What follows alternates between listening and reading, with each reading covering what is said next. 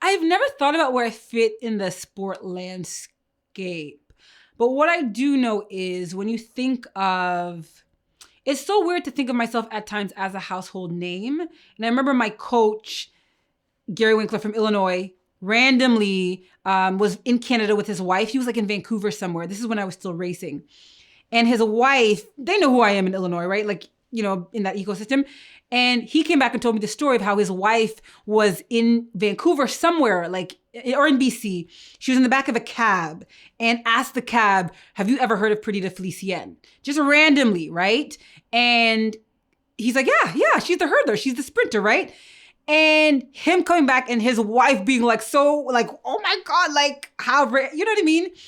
And I remember that story always sticking with me, or people saying like, you know, I saw your book on the GO train, someone was reading your book or whatever these things. And it's hard for me to accept that or think of the like household name. What does that mean? But I will say as I get older, I realize there aren't a lot of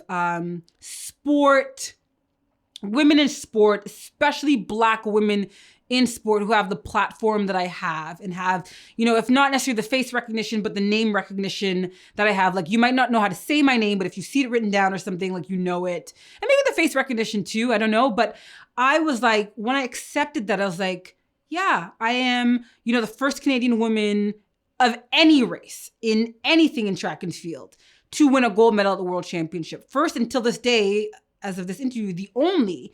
I really take pride in that. I take pride in that. And I just hope wherever I fall in the ethos, wherever I fall, you know, on this long, you know, storied and beautiful story of, you know, Canadians in sport, women in sport in Canada, like I'm just really proud of what I've done. Like I'm fiercely, you know, proud of it.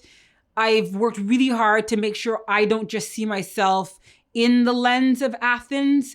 That has taken a lot of work, not to just be the girl who fell and to undo that mentally in my own head. That's not my legacy. That's not why, you know, I race. That's not me. So however people define me or want to define me, I'm cool with it because I think it'll be mostly good.